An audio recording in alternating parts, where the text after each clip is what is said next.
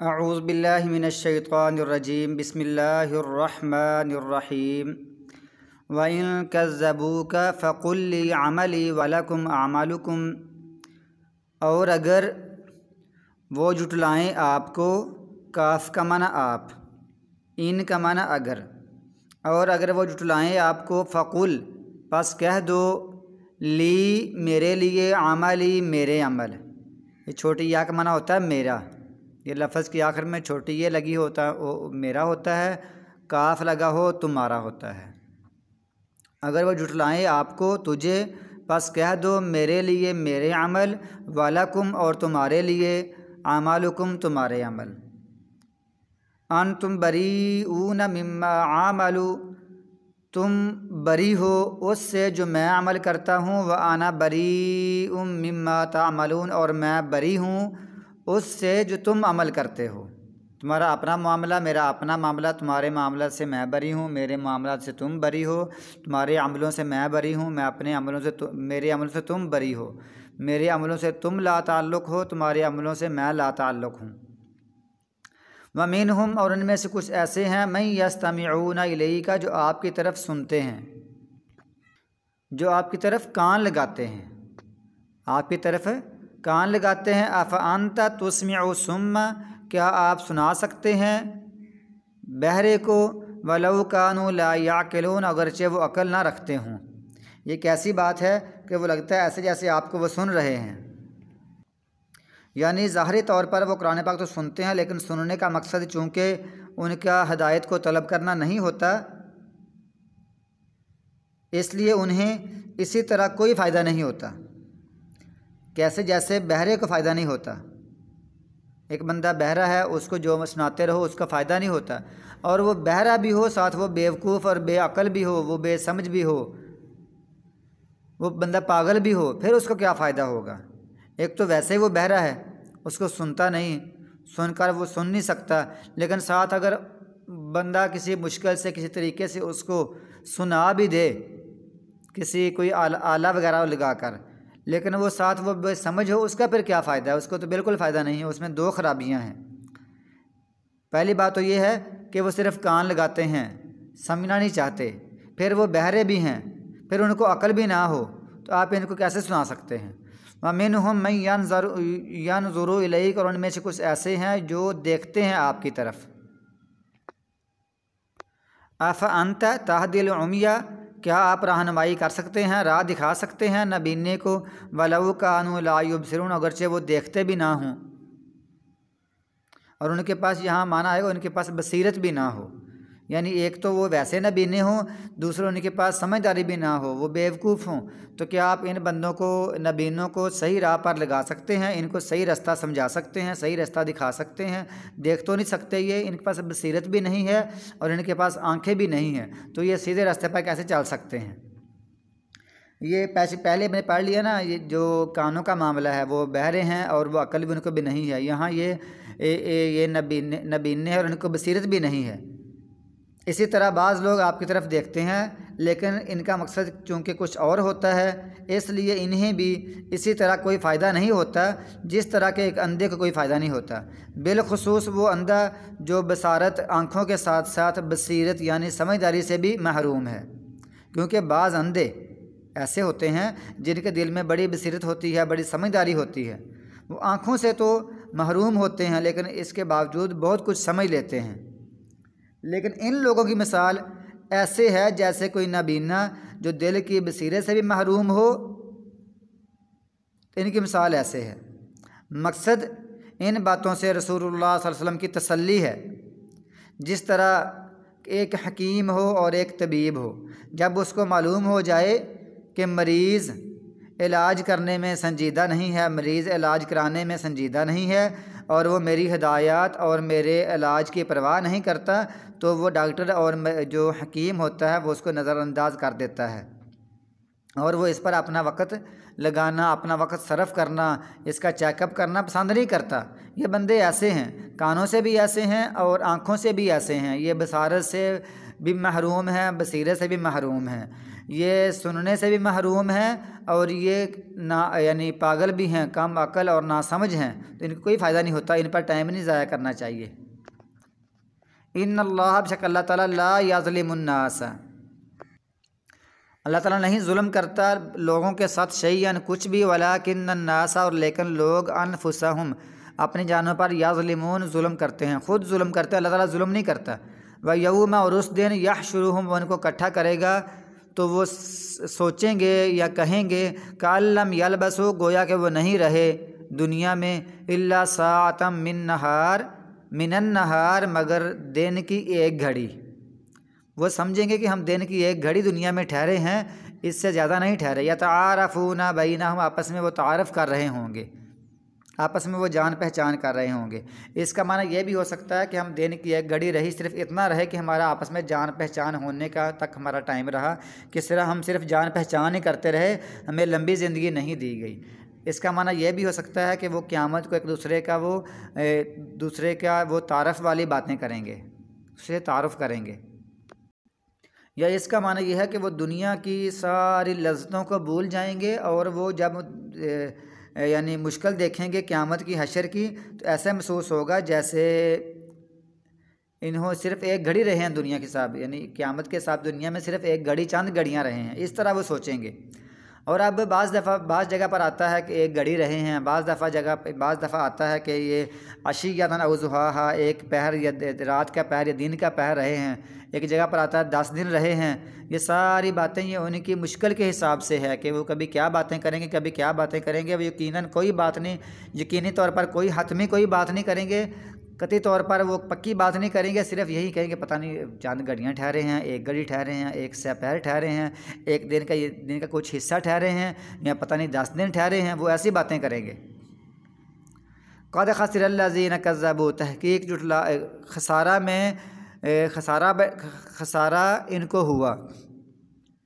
جن لوگوں نے جھٹلایا اللہ کی ملاقات کو، یہ گھاٹے میں ہوئے۔ وما کانوا مہتدین اور نہیں ہیں یہ ہدایت پانے والے۔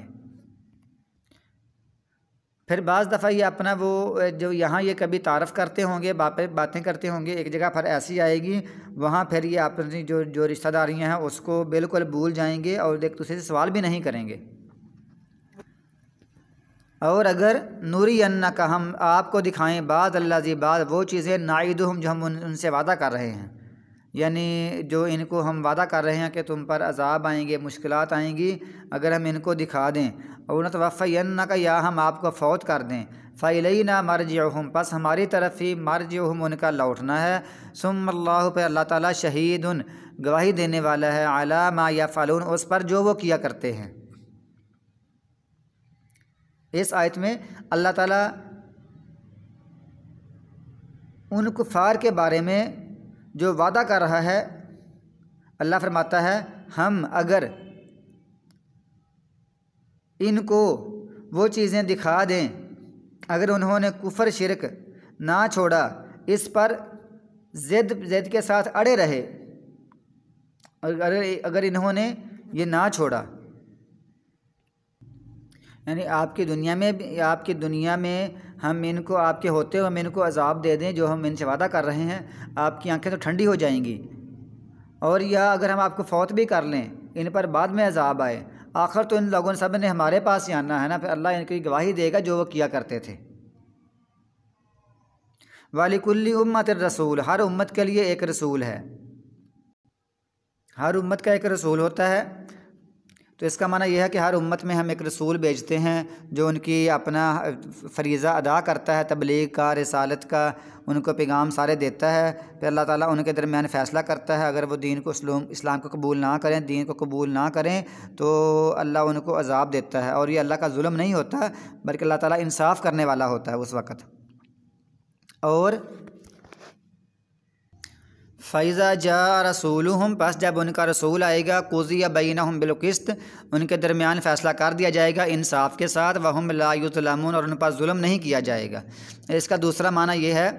کہ جب ان پر پھر عذاب آتا ہے تو رسول ان کو پوری تبلیغ کر دیتا ہے، پھر ان بعد وہ نہیں مانتے، ان پر عذاب آتا ہے تو اللہ ان پر ظلم نہیں کر رہا ہوتا، بلکہ حقیقتاً ان کے اعمال کی پاداش میں ان کو عذاب ملتا ہے۔ اور اس کا دوسرا معنی یہ ہے کہ قیامت کو جب رسول آئے گا، ہر رسول اپنی امت کے ساتھ آئے گا، رسول اور امت کے درمیان پھر فیصلہ کیا جائے گا۔ تو اس کا معنی یہ ہے جب رسول آئے گا یعنی وہ قیامت کے دن۔ اس طرح اللہ کا رسول نے فرمایا ہے کہ امت محمدیہ کا فیصلہ سب سے پہلے کیا جائے گا، جیسا کہ آپ نے فرمایا ہم اگرچہ سب سے بعد میں آنے والے ہیں لیکن قیامت کو سب سے آگے ہوں گے اور تمام مخلوقات سے پہلے ہمارا فیصلہ کیا جائے گا۔ یہ سورہ صحیح مسلم کی حدیث ہے۔ تو گویا کہ اس کا معنی دنیا میں بھی ہے کہ رسول آنے کے بعد جب کوئی بات نہ مانے ان پر عذاب آتا ہے، اور اس کا معنی یہ بھی ہے جب رسول اور ان کی امت، ہر امت اپنے رسول کے ساتھ آئے گی اور امت اور رسول آمنے سامنے کھڑے ہوں گے، ایک دوسرے پر جو اعتراضات ہوں گے ان کے جواب دیں گے اور آخر کار ان کے درمیان فیصلہ کر دیا جائے گا۔ سب سے پہلے امت محمد کا فیصلہ ہوگا۔ جو امت محمد رسول اللہ صلی اللہ علیہ وسلم کی امت ہے، اگر وہ رسول اللہ صلی اللہ علیہ وسلم کے فرمان کو، آپ کے فرامین کو، آپ کی احادیث کو نہیں مانتی، قبول نہیں کرتی، انکار کرتی ہے یا سستی کوتاہی کرتی ہے، تو رسول کریم صلی اللہ علیہ وسلم ہماری شکایت لگائیں گی۔ اور اسی طرح ہم بھی رسول اللہ صلی اللہ علیہ وسلم کے بارے میں کہیں گے کہ یا اللہ انہوں نے ہمارے پیغام، آپ کے پیغام ہم تک پہنچا دیے تھے لیکن ہماری سستی اور کوتاہی تھی۔ اللہ فرمائے گا، اللہ تعالیٰ فرماتا ہے سورہ فرقان میں وقال الرسول یا ربی ان قوم اتخذوا ھذا القرآن مہجورا، کہ رسول اللہ صلی اللہ علیہ وسلم شکایت کر دیں گے کہ اے میرے رب، میری قوم نے اس قرآن پاک کو چھوڑ دیا تھا۔ تو یہ وہ معاملہ ہے۔ وَيَقُولُونَ، اور وہ کہتے ہیں مَتَىٰ ھَٰذَا الْوَعْدُ، یہ وعدہ کب آئے گا؟ یہ بار بار مذاق میں بھی کہتے ہیں، جلدی جلدی کہتے ہیں کہ ہمیں جلدی وہ عذاب لے کر آؤ، جلدی عذاب لے کر آؤ، دیکھتے ہیں وہ عذاب کیسا ہے، ایسی باتیں کرتے ہیں۔ ان کنتم صادقین، اگر تم سچے ہو۔ وہ نبیوں سے کہتے ہیں وعدہ لے کر آؤ اگر تم سچے ہو۔ قل، ان سے کہہ دو لا املک، نہیں ہوں میں مالک، لنفسی، اپنی جان کے لیے، ضرا ولا نفع، نہ کسی نقصان کا اور نہ فائدے کا، میں تو اپنے جان کا بھی کسی فائدے اور نقصان کا مالک نہیں ہوں، تم پر میں عذاب کیسے لا کے آ سکتا ہوں؟ گویا کہ میرے پاس اختیارات نہیں ہیں، میں مالک نہیں ہوں، مالک اللہ تعالیٰ ہر چیز کا۔ اللہ چاہے عذاب دے، اللہ چاہے نہ دے، اللہ چاہے ہدایت دے، اللہ چاہے نہ ہدایت دے، اللہ کی مرضی ہے، اس کی مرضی کے مطابق ہوگا۔ میں تو اپنے لیے بھی اپنا اختیار نہیں رکھتا، میں تمہارا کیسا اختیار رکھ سکتا ہوں؟ الا ما شاء اللہ، مگر جو اللہ تعالیٰ چاہے، تو اللہ چاہتا ہے وہی ہوتا ہے، میں تو اپنے نفع نقصان کا مالک نہیں ہوں۔ اب کچھ لوگ رسول اللہ صلی اللہ علیہ وسلم سے نفع نقصان کے مالک ہونے کا عقیدہ رکھتے ہیں، کہتے ہیں مختار کل ہے رسول اللہ صلی اللہ علیہ وسلم، جبکہ مختار کل اللہ تعالیٰ ہے۔ اللہ تعالیٰ جو چاہے کرتا ہے۔ رسول اللہ صلی اللہ علیہ وسلم فرماتے ہیں میں تو اپنی جان کا بھی نفع نقصان کا مالک نہیں ہوں۔ تو رسول اللہ صلی اللہ علیہ وسلم جب اپنے نفع نقصان کے مالک نہیں ہیں تو ان کے بارے میں پھر یہ نعرہ لگانا کہ آگے سے نہیں یا رسول اللہ، آگے سے نہیں یا رسول اللہ، یا رسول اللہ مدد، یا رسول اللہ مدد، یہ کیسے ہو سکتا ہے؟ یہ غلط ہے، یہ شرکیہ عقیدہ ہے، اس لیے بچنا چاہیے۔ رسول اللہ فرماتے ہیں صلی اللہ علیہ وسلم میں تو خود اپنی جان کے بھی نفع نقصان کا مالک نہیں ہوں، میں تمہاری اللہ کے نبی پھر ہماری مدد کیسے کریں گے؟ اللہ ہی مدد کرتا ہے سب کی، جس کی چاہتا ہے۔ لکل امت اجل، ہر امت کے لیے ایک وقت مقرر ہے، ہر امت کے لیے ایک وقت مقرر ہے۔ اذا جاء اجلہم، جب آتی ہے ان کے پاس ان کا وقت مقررہ یا موت وغیرہ، فلا یستاخرون ساعۃ ولا یستقدمون، بس نہ وہ پیچھے ہو سکتے ہیں اس سے ایک گھڑی، ولا یستقدمون، اور نہ آگے وہ سرک سکتے ہیں، نہ آگے ہو سکتے ہیں نہ پیچھے ہو سکتے ہیں۔ قل، کہہ دیجئے، ان سے کہہ دو، ارأیتکم، تمہارا کیا خیال ہے، ان اتاکم عذابہ، اگر تمہارے پاس آ جائے اس کا عذاب، بیاتن، رات کو، او نہارن، یا دن کو، ماذا یستعجل منہ المجرمون، کس چیز کی جلدی مچا رہے ہیں اس سے مجرم لوگ؟ یہ اگر رات کو عذاب آ جائے، دن کو عذاب آ جائے، اللہ کا عذاب رات کو آ پڑے یا دن کو، تو یہ عذاب میں کون سی ایسی چیز ہے جس کی وہ جلدی کر رہے ہیں؟ عذاب کون سا بھی مزیدار ہے یا لذت والا ہے یا آرام دینے والا ہے، وہ تو نہایت ہی ناپسندیدہ چیز ہوتی ہے جس سے دل میں نفرت ہوتی ہے، دل اس سے نفرت کرتے ہیں، طبیعتیں اس کا انکار کرتی ہیں۔ تو ایسی وہ کون سی چیز جس کو وہ یہ بڑے کہہ رہے ہیں لے کر آؤ لے کر آؤ؟ اگر کوئی چیز ہوتی ہے نا مزے والی، لذت والی، سکون والی، امن والی، آرام والی، راحت کو راحت دینے والی، یعنی آسانیاں کرنے والی ہوتی، تو پھر تو کہتے ہیں لے کر آؤ لے کر آؤ، لیکن وہ تو نہایت پریشان کرنے والا ہوتا ہے، عذاب نہایت ہی بندے کو تنگ کرنے والا ہوتا ہے، توڑ پھوڑ کر دینے والا ہوتا ہے، گھروں کو تباہ و برباد کر دینے آنے والا ہوتا ہے، لا تعداد فوتگیاں اور حادثہ ہوتا ہے، تو یہ کیوں جلدی مچا رہے ہیں؟ ثم کیا پھر آمنتم بھی تم اس کے ساتھ ایمان لاؤ گے اذا ما واقع جب وہ واقع ہو جائے، کیا پھر تم ایمان لے آؤ گے اس کے ساتھ جب وہ واقع ہو جائے تو کیا پھر ایمان لاؤ گے؟ پھر ایمان لانے کا فائدہ کیا ہے؟ جب آخری وقت آتا ہے، عذاب آ جاتا ہے، جب سانس اپنی ہنسلی کو، روح اپنی ہنسلی کو ہوتی ہے اور گرگرا بچ جاتا ہے، تو اس وقت ایمان قابل قبول نہیں ہوتا۔ اس سے پہلے ایمان لے آئیں اور عذاب کا مطالبہ بھی نہ کریں، بلکہ اللہ تعالیٰ سے عافیت کا مطالبہ کریں اور ایمان لے آئیں اور اس کی توفیق مانگیں۔ الآن اب اللہ فرماتا ہے اب وقد کنتم بہ تستعجلون، اور تم اس سے پہلے جلدی کرتے تھے، جلدی مانگتے تھے اس کو۔ ثم قیل پھر کہا جائے گا للذین ان لوگوں کو جنہوں نے ظلم کیا، ظلموا ذوقوا کہ چکھو عذاب الخلد ہمیشہ کا عذاب، حل تجزون نہیں تمہیں جزا دی جا رہی الا مگر وہی بما کنتم تکسبون جو تم کمایا کرتے تھے، ویستنبئونک اور وہ آپ سے خبر طلب کرتے ہیں، احق ہوا کیا وہ حق ہے؟ اس کے باوجود بھی وہ یہ کہتے ہیں کیا یہ واقعی حق ہے، آنے والا ہے، آئے گا، ایسی وہ باتیں کرتے ہیں۔ ویستنبئونک حق ہو اور آپ سے دریافت کرتے ہیں کیا عذاب واقعی سچ ہے؟ قل فرما دیجئے جی ہاں، وربی قسم ہے میرے رب کی، انہو بے شک وہ لحق یقیناً حق ہے۔ یہاں یہ دیکھیں ہاں، وربی قسم میرے رب کی دو باتیں ہو گئی، بے شک یقیناً، لحق یہ لام کا معنی بھی یقیناً 4 دفعہ آیا ہے۔ جی ہاں قسم ہے میرے رب کی، یقیناً وہ سچی بات ہے۔ وما انتم بمعجزین اور نہیں تم عاجز کرنے والے، تم کسی کو ہرا نہیں سکتے۔